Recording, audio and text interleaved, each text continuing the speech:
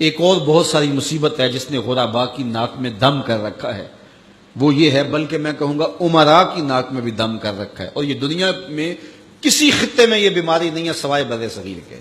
اور وہ کیا؟ یہ جہیز، کہ باپ ساری زندگی کماتا رہتا ہے اور بیٹی کو دیتا ہے، پھر دوسری بیٹے کے لیے کماتا ہے، پھر تیسری بیٹی کے لیے کماتا ہے، اور ساری زندگی جو ہے وہ جہیز میں لٹا دیتا ہے، اور لوگ مطالبہ کرتے ہیں کہ ہمیں اتنا جہیز دیا جائے۔ پوری دنیا میں یہ کہیں نہیں ہوتا، نہ شرق میں نہ غرب میں، کہیں بھی نہیں، صرف بر صغیر۔ اور یہ ایک ہندوانہ رسم ہے، اور اس رسم کو ہم سینے سے لگایا ہوا ہے، اور اس پر اتنی سختی سے پابند ہے کہ دیکھا جاتا ہے کہ یہ چیز بھی ہونی چاہیے، یہ چیز بھی ہونی چاہیے، یہ بھی چیز ہونی چاہیے۔ جہیز کی باقاعدہ اشیاء ملتی ہیں، اور باقاعدہ جو ہے اس کے مطالبے، اس کی لسٹیں ہوتی ہیں کہ یہ ہمیں دیا جائے۔ بھلا کوئی جہیز سے بھی امیر ہوا ہے اور اس کے مسائل دور ہوئے ہیں؟ یہ بھی مانگنے کا ایک طریقہ ہے، اور پوری دنیا کے اوپر میں نے عرض کیا کہیں نہیں ہوتا، اور اسلام میں تو اس کی گنجائش ہی نہیں ہے۔ تحفہ آپ دے سکتے ہیں، لیکن وہ بھی ایک جو ہے وہ مخصوص دائرہ ہے، لیکن جب یہ سلسلہ ایک مرض بن جائے تو اس وقت اس سے بھی ان حالات کے اندر آپ کو گریز کرنا چاہیے، اور ایک اچھے معاشرے کی تشکیل کرنی چاہیے۔ اور اس کے لیے ظاہر ہے جو بیٹیوں کے ماں باپ ہیں ان کے لیے اس کے خلاف جہاد کرنا بہت مشکل ہوگا۔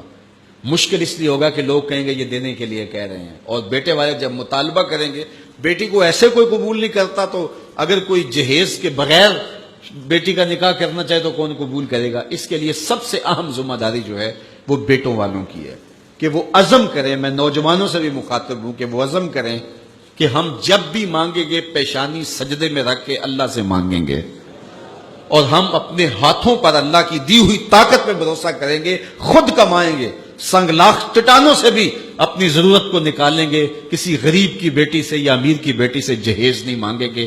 جس نے بیٹی دے دی اس نے کیا باقی رکھا ہے؟ تو اس کے خلاف جو ہے وہ عملی طور پہ ہمیں اٹھ کے کھڑا ہونا چاہیے، ممبر و محراب سے بھی آواز ہونی چاہیے۔ انشاءاللہ ادارۃ المصطفیٰ کے مبلغین اس کے خلاف جگہ جگہ بولیں گے، اور ان کو اس عنوان سے تیاری کروائی جائے گی تاکہ وہ اس رسم بد کے خلاف کھڑے ہوں، اور اس مصیبت سے بھی جان چھڑانی چاہیے کہ جو ہے وہ 1000 کا لشکر لے کر بیٹی والوں کے گھر حملہ آور ہوتے ہیں۔ کس نام پہ، کس وجہ سے؟ اور وہ لوگوں سے قرض اٹھاتے پھرتے ہیں۔ میرے پاس ایک خاتون آئی، کہنے لگی کہ 50,000 روپیہ قرض لیا تھا تو سود پہ لیا تھا میں نے، اب 1.5 لاکھ روپیہ ہو گیا ہے، تو وہ وعدہ آ گیا تو میں دے نہیں پا رہی۔ تو ساتھ اس کا بچہ تھا اور وہ ٹانگوں سے معذور تھا، وہ منظر مجھے نہیں بھولتا۔ تو کہنے لگی کہ آپ کسی کو بھیجیں اور دیکھیں ہمارے دروازے پہ وہ کھڑے ہوئے ہیں، کتنے شفاق لوگ ہیں، تو آپ نے کسی مجبوری کے تحت لیا ہوگا۔ تو کہنے لگی ہاں میں نے بیٹی کی شادی کرنی تھی، لوگوں کے گھروں کے برتن مانج کے میں نے کوئی جہیز کی چیزیں بنا لی تھی، لیکن وہ کہنے لگے 100 آدمی لے کے آئیں گے بارات میں، تو اس وجہ سے مجھے یہ قرض اٹھانا پڑا، باقی تو میں نے تیاری کر لی تھی۔ تو میں نے کہا آپ اپنے رشتہ داروں میں شادی کر لیتے جن کو آپ کا احساس ہوتا۔ تو اس نے مجھے کہا کہ جو بارات لے کے آیا وہ میرا سکا بھائی تھا، سکا بھائی اپنی اس بہن کے گھر اپنے بیٹے کو بیانے آ رہا ہے جس کا شوہر گھر کے برتن بھی بیچ کے نشہ کر لیتا ہے، اور وہ لوگوں کے گھروں کے برتن مانج رہی ہے، اور وہ بھی کہہ رہا ہے میں 100 کا لشکر لے کے حملہ آور ہونا ہے۔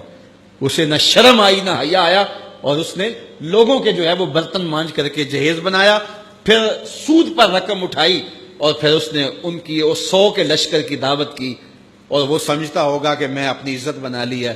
اور میاں تو 3 بندے لے کے آ جاتا اور کہتا کہ ہم کھانا کھا کے آئیں گے، آپ کے گھر سے چائے پیئیں گے، عرش کا رب اتنا راضی ہوتا کہ تجھے اتنا نوازتا کہ تجھے کوئی کمی باقی نہ رہتی۔